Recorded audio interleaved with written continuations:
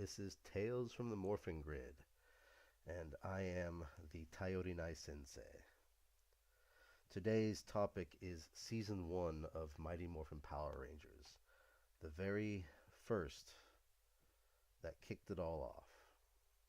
And today's discussion with myself, that you are forced to listen to, is just me talking about Season 1. I might mention a few things from the other seasons, but I won't talk about anything from season 2 or season 3 in depth. Those will have their own individual episodes. Um, if you are here, that means that you are interested in Power Rangers to some degree. Um, there are better podcasts than mine, but I am glad that you are listening to this. Hopefully, you'll stick around for the whole thing. Um, I will try not to just talk about everything that everyone else has talked about. I will touch upon it, but podcasts like the Power Trip with Nathan and Michael, they do a really good job talking about the different seasons of Power Rangers um, as they are having a discussion with each other. I'm just throwing out information and talking about my thoughts, my feelings, um, where I picked up picked it up, and things like that. So, and of course, general information. So, season 1, we get the five main characters: Jason, Trini, Zach, Kimberly, and Tommy. Um, and wait, is that 5 or 6? Jason, Trini, Zach, Kimberly, Billy, Tommy. Okay, so there's 6 of them, but we don't get Tommy until later. Um, so right now we just have the original 5. Jason, the Red Ranger, played by Austin St. John. Trini, the Yellow Ranger, played by Thuy Trang.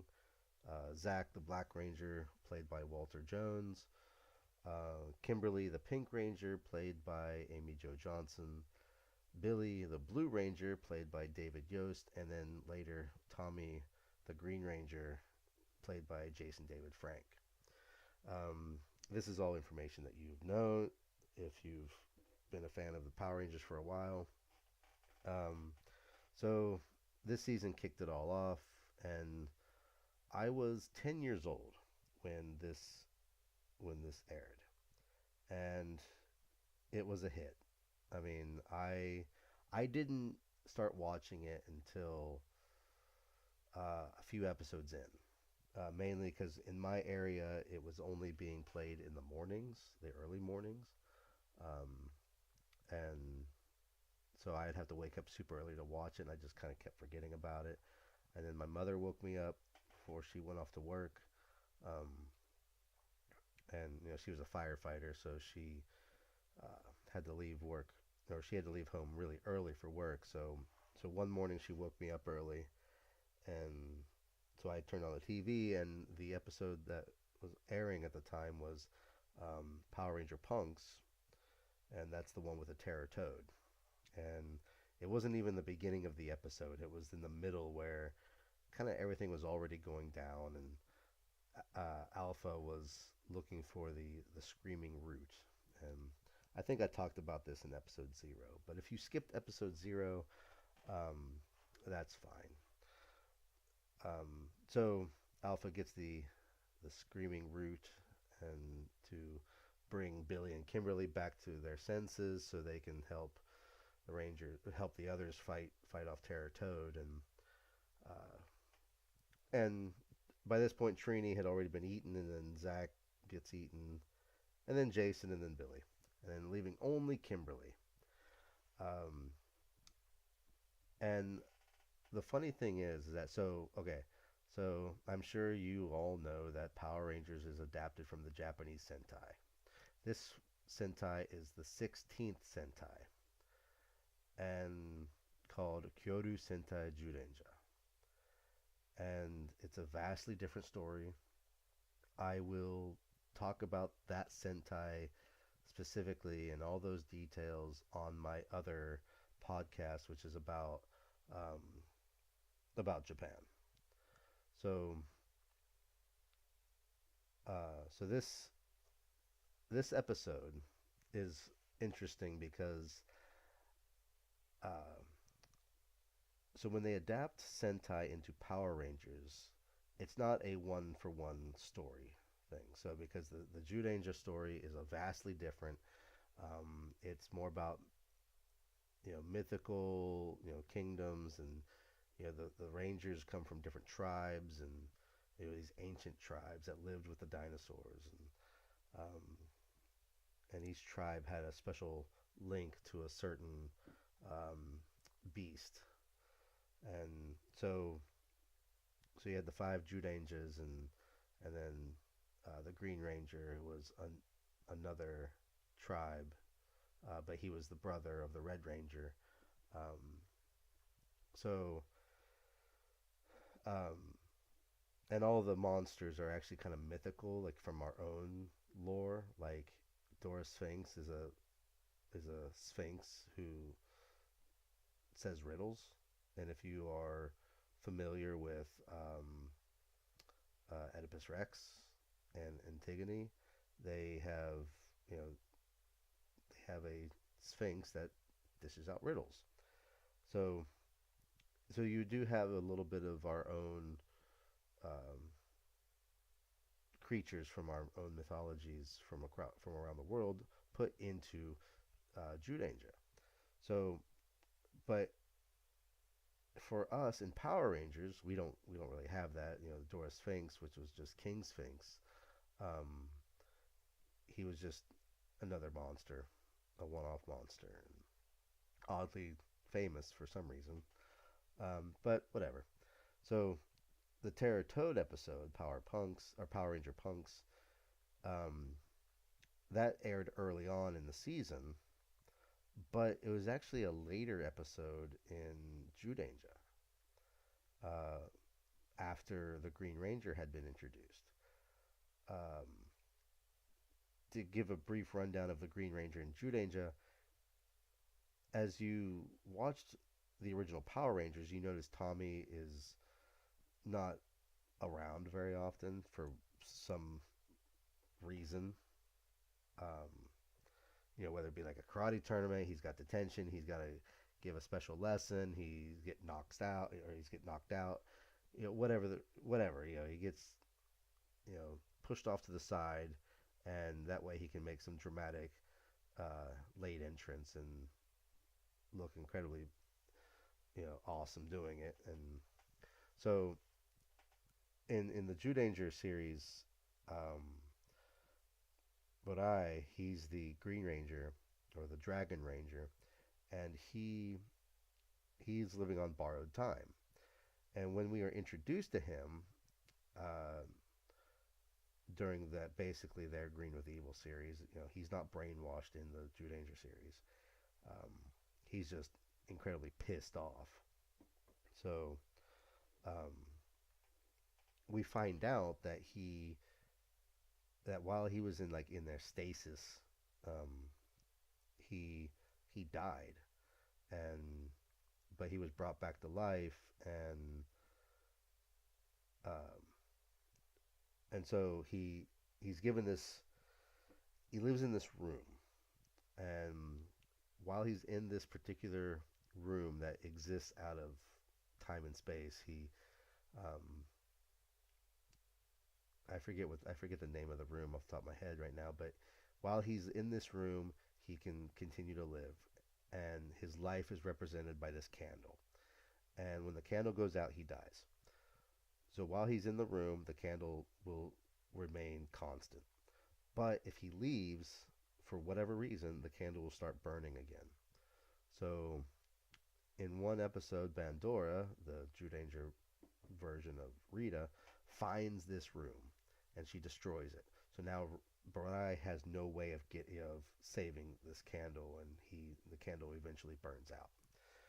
Um, so there are some episodes after him being introduced where he doesn't show up, or his screen time is very limited, and it's because of that.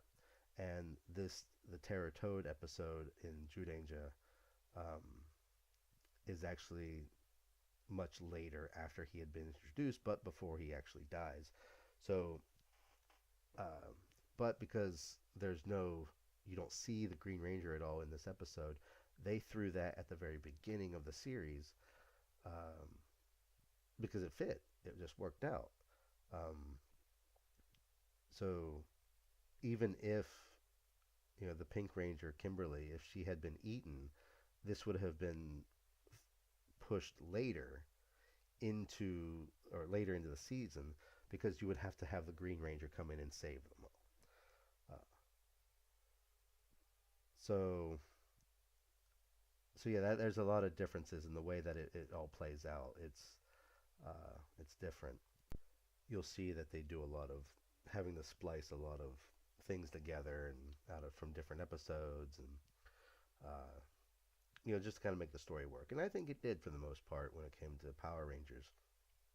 And considering how they completely recontextualized the story and went from ancient tribes and mythical creatures to a very technological command center and a technological reason, for these morphers and everything. Um, so yeah, they did. I think they did a really good job in changing how everything played out and creating this whole brand new story. Um, and I lost my train of thought on that one. Like in later seasons, you will have a little bit more of a one-to-one translation of it, for better or for worse. Um, so um, with with Power Rangers, you have a whole different story with teenagers and no ancient tribes, um, and it's something a little bit more familiar for American audiences, because this was new to us. We didn't have anything like this before, and we had superheroes, of course, and but this was a whole different level of it. And uh, I remember just how hard it was, and because it was so damn popular, I remember how hard it was to get these action figures. I don't think I got any real Ranger action figures until a little while later, because I think I got, what were they, the Thunder bikes? Um, yeah, they would have had to have been the Thunder bikes, because those bikes came from Die Ranger, which the Die Ranger season was adapted for season two. Um, so I didn't get any of the original run. Wait, no, hold on. I might be wrong on that one. I also had the morphing heads, the original morphing head lineup. So I don't remember which ones I got first, um, or if they came out around the same time. But I had both. I had the Thunderbike line and I had the morphing head line. Um, I had all the original weapons. Never the Dragon Dagger. I wanted it. Now I have the Legacy Dragon Dagger. Um, and But my very first Power Ranger toy was Squat. That was the only Power Ranger toy in my hometown, because everything else had sold out. And yeah, I loved it. I was very grateful to have that. This was my Power Ranger toy. As much as I wanted to have the Rangers, I'd get them eventually, but I was happy that I got something. So, uh, like, it was just unreal as how big this thing was. And uh, but I was living in a small town in Ohio where they didn't really have these big conventions like they did over in LA, where they filmed the show, where the traffic was backed up on the LA freeway for forever. um, so I never got to experience that aspect of it, and even now I've never been to a convention to meet any of them, um, for various reasons. But uh, so you have this very popular TV show, and I think, and despite what a lot of people think of this, whether it be because it's too violent, or I even had somebody say it was a copy of Ninja Turtles, which really didn't make any sense. I don't know where they got that, so that was their reason for their hate of it. But I do remember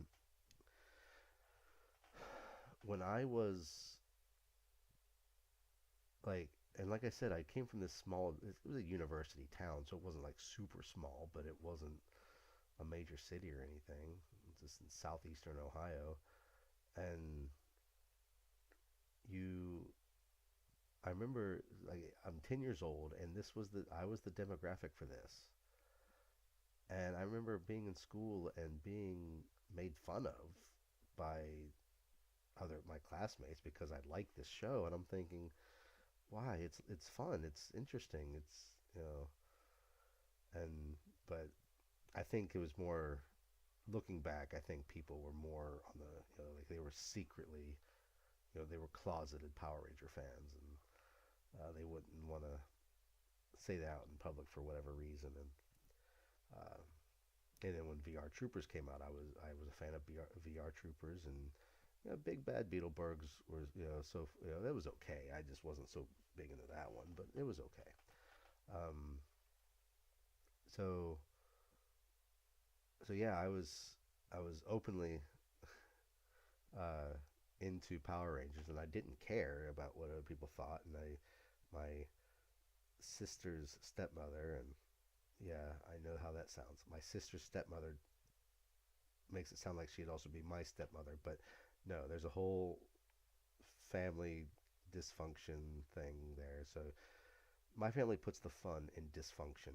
So I'm not going to get into that whole bit, but yeah. So yeah, there's that's a whole different thing.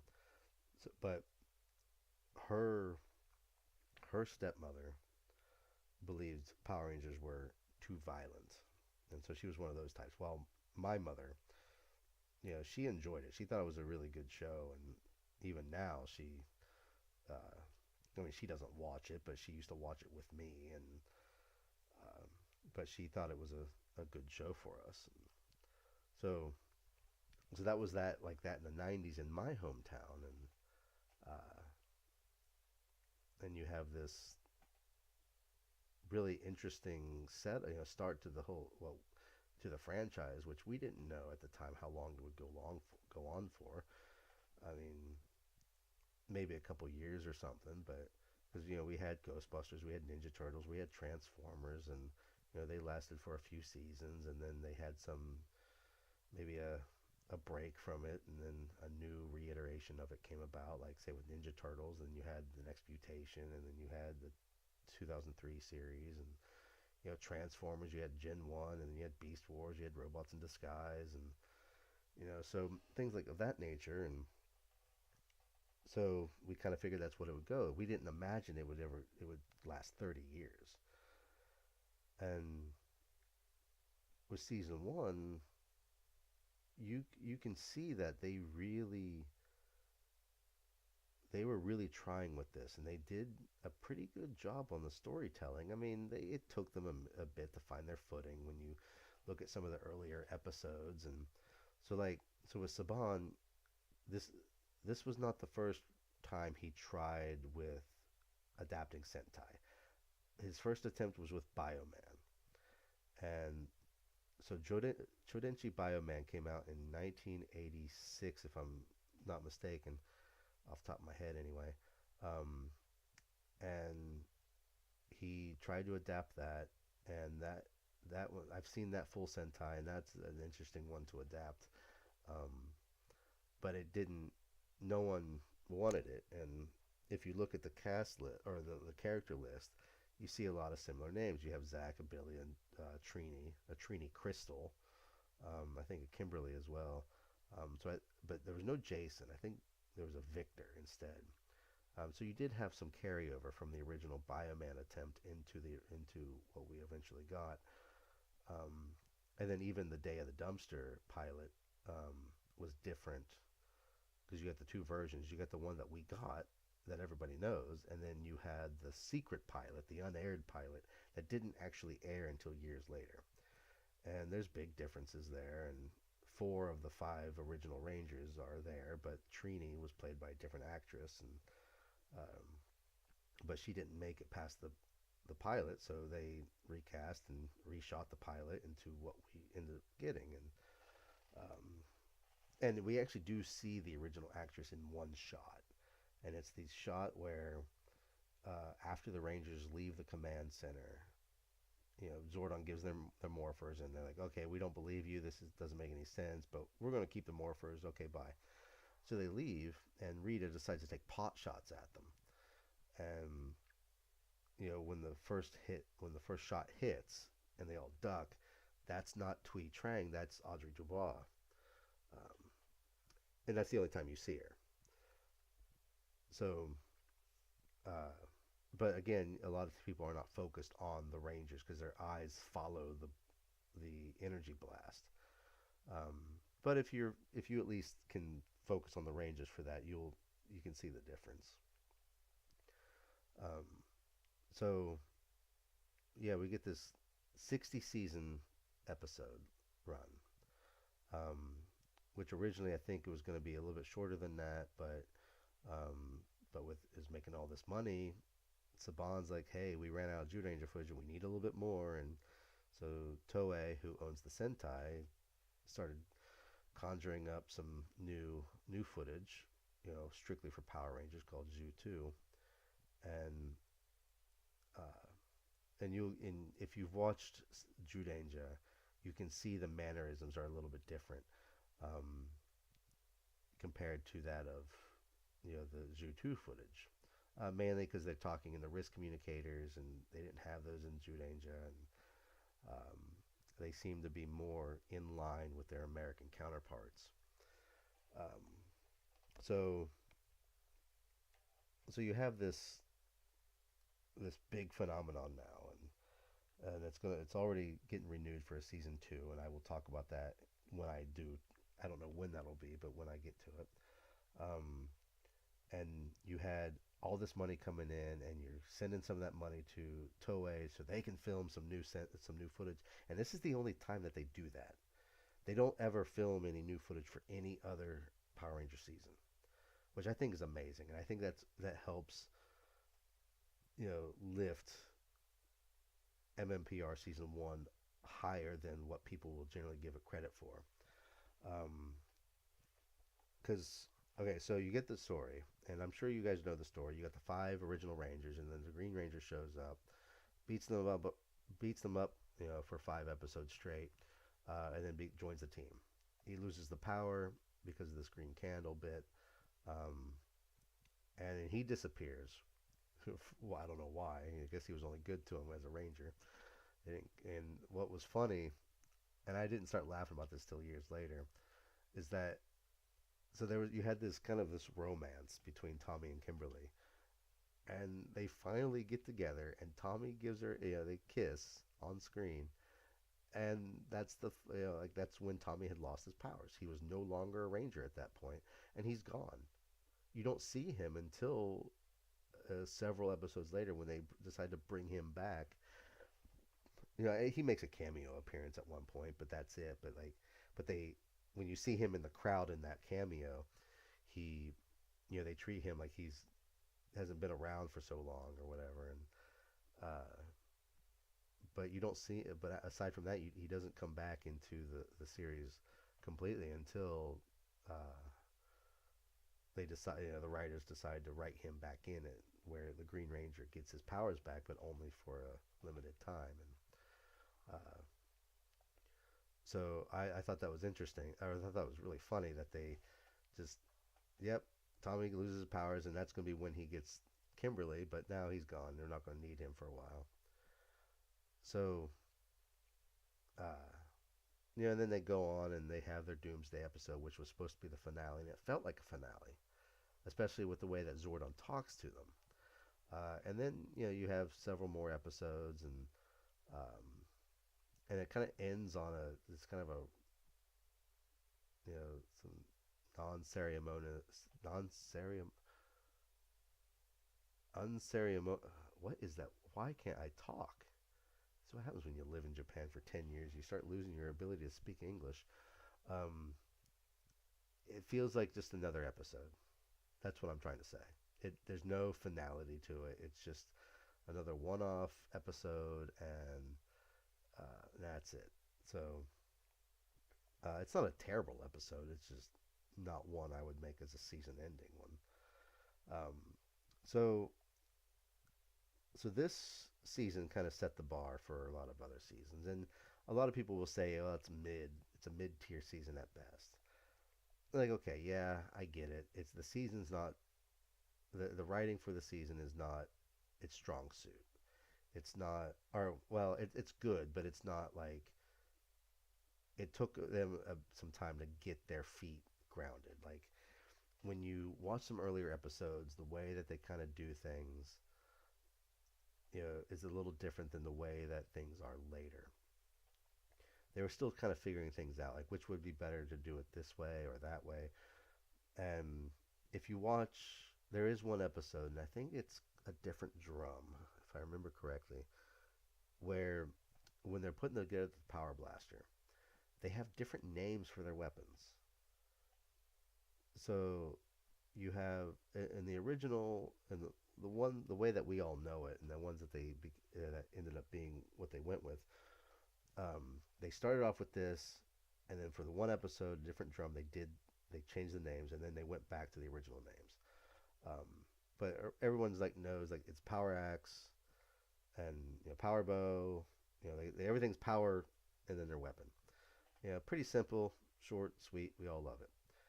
But uh, and for a different drum, they gave them different names for their weapons when forming the power blaster, and it I think they were just trying to kind of figure something out, just playing something else, and because of this, like Zach's, instead of the power axe, it was the cosmic cannon, um, and I think they were playing with it to just see what else they can do.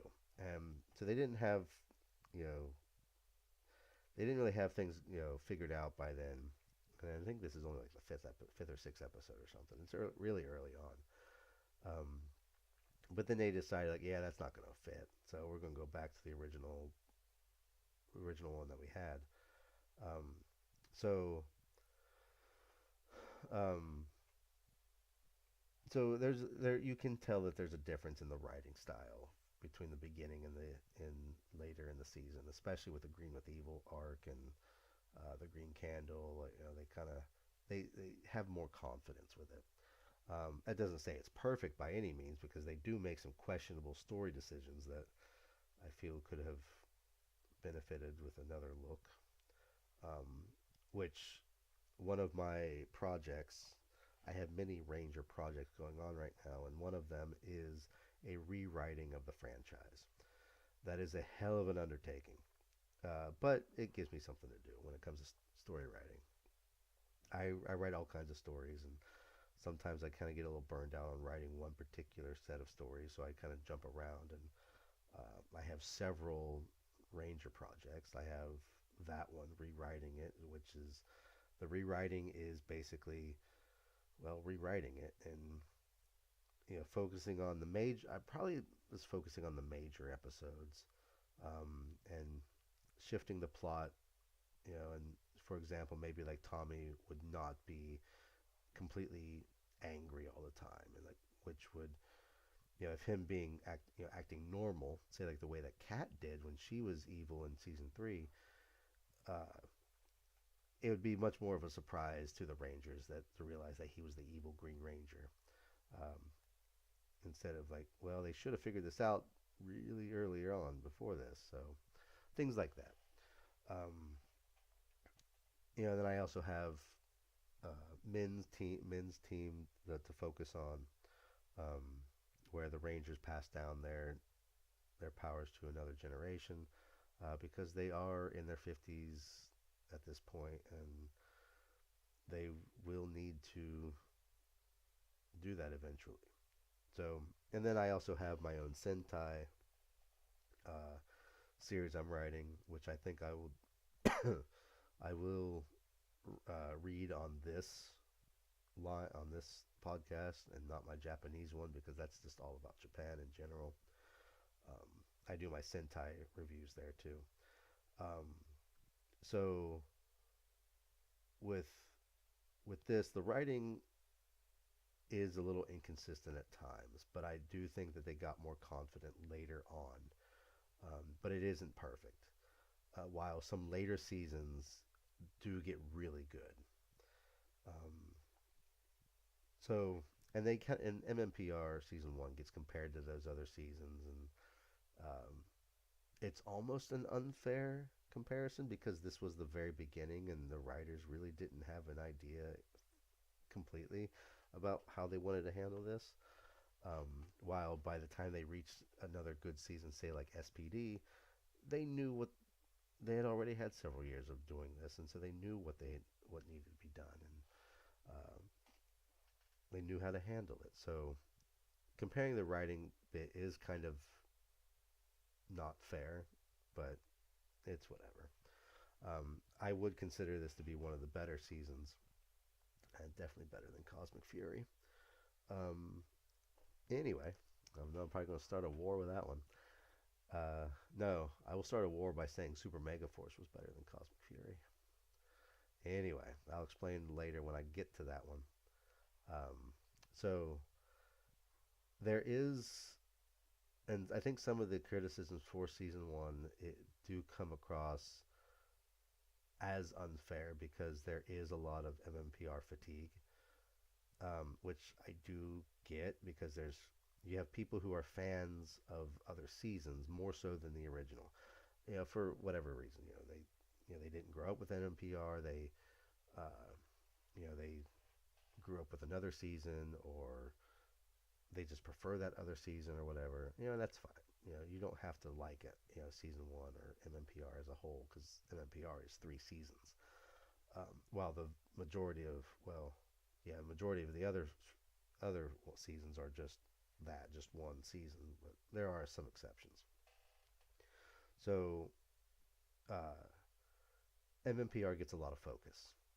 They are, I mean, they are the face of the franchise.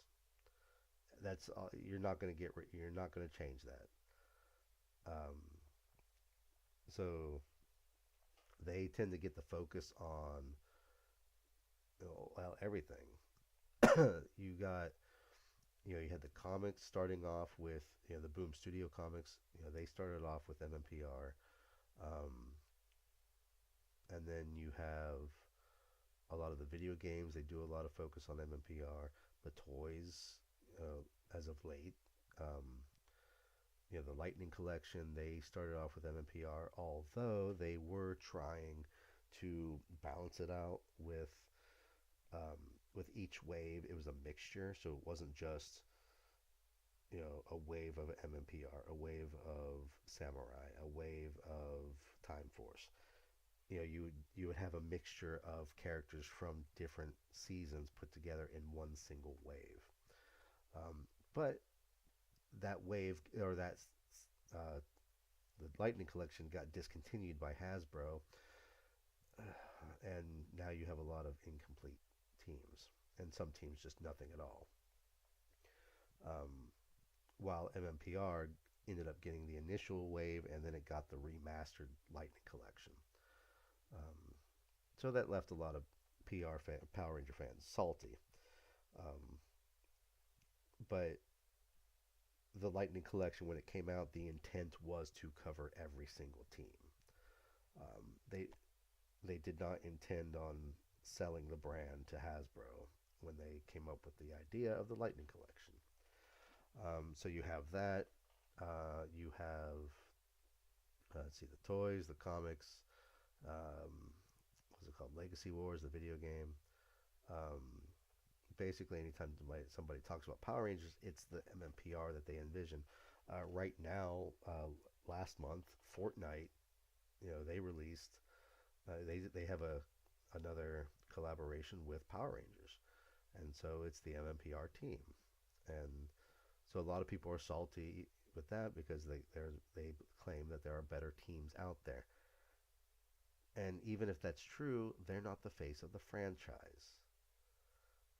This team is, and they will always be the face of the franchise.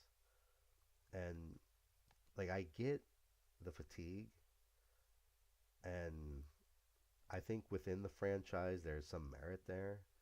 Like whether like when you're talking about the comics, you're talking about stuff that's going on within that's focused on MMPR fans or Power Ranger fans. I mean, I get it, um, but when you're branching out to properties that are not part of the franchise, that are they're just unrelated. Say, for example, the Macy's Day Parade. You have the giant Red Ranger, MMPR Red Ranger, as a float, and like that's they're going to have that. Fortnite is not part of the franchise. They are a collab. They're having a collaboration with it, but that's it. You're going to have the most iconic team there. Had they done something like Cosmic Fury, it would not have been so popular. Um, but within the franchise, I think that's the like, yeah, you can branch out a little bit, and the comics are doing it with the new Prime universe. Um, I've only read the first few issues of it, so I don't know what's going on lately. But they are kind of they're not they're a little MMPR inspired, but they're not it's not MMPR exactly. And then you have a lot of fan projects that will do the MMPR. You have the Unworthy fan series, um, and then you even have the audio drama, which started off with MMPR, and now as of doing this right now, it's in the middle of its Zeo season. Um, so, so yeah, MMPR gets some unnecessary hate, and so I think I'm suffering from fatigue of MMPR fatigue because people just seem to just hate for no reason, just to hate it. Um, oh, and there's actually and the first official Power Rangers novel that came out called Force of Chaos um, is an MMPR book, and that book um, it's Trini centric, and Trini was one of my favorite characters. So Zach and Trini were my two favorites um, of the original five, and then Tommy came along and he became my favorite, my third favorite. So of the original six, my top three were Zach, Trini, and Tommy. But this one's Trini centric, and I bought it thinking, I'm like, oh, I'm gonna blow through this, in a day.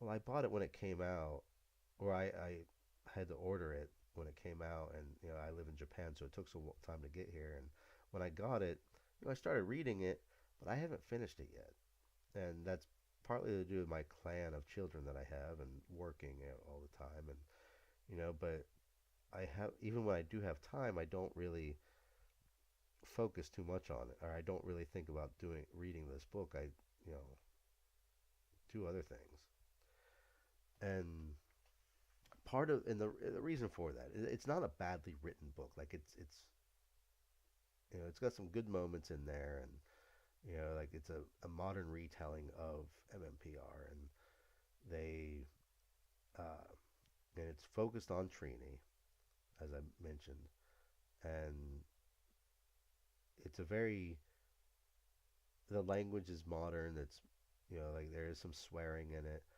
which kind of catches you off guard, but it's not offense. It's not hardcore swearing that I've seen so far, but it's fine.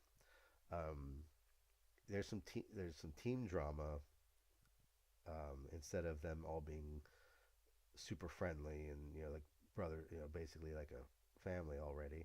Um, there's some strife already there, and um, Trini is friends with Zach and Billy, and and Kimberly and Jason are they're kind of friendly towards each other, but Zach and Jason have some beef with each other, and there's all kinds of stuff going on, and I get it. It makes for you know more challenges for the team to overcome and everything. But one of my biggest gripe for this is that so the author Diana Ma. Um, she is Asian, and I think she's an older Asian woman, like maybe middle aged. I think. I'm not sure how old she is. I'm taking a guess at this. Um, she the way she writes Trini is that Trini is lacking in the confidence uh, departments. She doesn't have that confidence, and that's fine. If you want to write Trini that way, in this new way, this new style, that's fine. You know, you're adding a different layer to it than what we're used to. So she can build that confidence and become the character that we all know and love. So, uh, so Trini's lacking confidence, but she knows how to fight, and she learns how to fight from her grandparents. I think particularly her grandmother, and she, uh, Zach and Billy do not know that she knows how to fight. I think Zach accidentally found out, and Zach is trying to push her into kind of revealing this, but Trini is afraid of what Billy might think that of this secret that she's held, and she doesn't want to frighten away other people because she's an Asian girl who knows how to fight. Because in elementary school she got into a fight with somebody, and she knew how to fight then, and she beat the kid down and scared everybody else. So that traumatized her into thinking that everybody's going to be afraid of her. And so the author starts bringing up some political correctness stuff, and some modern social commentary, such as like yellow peril, and other things in referring to racism against Asians. And the thing is, while this book is set in the modern day, those are those aren't issues that we're really facing at this moment. I've never heard anybody talk about being afraid of Asians, or I mean, yeah, of course there's racism towards Asians and everything, and I don't really want to try and get into this particular topic exactly, but I'm trying to explain why this book is kind of not so exciting for me as I thought it was going to be. Um, just the way that this author is putting her own voice into Trini, like she's living through Trini instead of allowing Trini to be her own character. Trini is the author, and because she's using these older terms for racism against Asians that Trini is concerned about in the modern era. And so you have that, and then of course they bring up the whole the racism of black Zach being the Black Ranger and Trini, where is the Yellow Ranger, and I'm like, you didn't need to do it. You could have avoided it. It's not necessary because even the original crew didn't notice this until like several episodes in, and so it wasn't even a big deal to them either, and they thought it was funny. So that's a more recent thing that people started talking about. I don't see the issue with it. So uh, so there, you got this part of Trini who's you know worried about all this, and it feels like the author is putting too much of herself. Now maybe the author did experience this stuff in her life, in the way that she talks, it's why I think that she's an older middle aged woman, uh, so that she's living her life through Trini, and so Trini has these same concerns, which are not necessarily you know they don't really mirror the times. While there may be racism against Asians, there isn't like this big systemic Asian peril idea that maybe the author is trying to say that there is, if that makes sense. Um, but it comes up several times, and I'm only halfway through the book, and I'm like, all right, we don't have to talk about this. This isn't really what I was wanting for this type of book. So, so that's my issue with this book so far. I will eventually finish it, um, but I'm not so excited for, like I thought it was. But that it is the first Power Rangers book in the franchise, um, a novel type of book, on uh, and it's MMPR obviously. So yeah, MMPR gets a lot of the focus, and rightfully so. Um, you can call me biased, maybe I am. That's all right, but it's the face of the franchise because it was the first, and it's very recognizable. Um, and you'll even like if you go online and people are talking about you know whatever Power Rangers news has come out, people will say that they remember watching this as a kid. They don't watch it now, but there might be some details like they don't really remember. Like, for example, like Tommy being the Red Ranger. Well, he didn't become the Red Ranger until Power Ranger Zeo. But, up until that point, he was either green or white. So a lot of people didn't watch it beyond that, and so they only remember the green or white ranger. They don't remember him becoming the Red Ranger. And so if they were to make, all of a sudden you see Tommy, who's well known for being Green Ranger, you see him in a Red Ranger suit, that would be a little off-putting, and confusing for a lot of fans who grew up with only watching MMPR. So there's a lot of details that that the casual fans or the ones who watched it as a child or as children, you know, they they only recognize MMPR. So they're not going to catch those other events that happened. So uh, anyway, season one, I think it's a pretty good start to the franchise. Um, if you're looking for a series breakdown, best episodes or best monsters or you know just a general breakdown of the season, that's not what I'm going to do.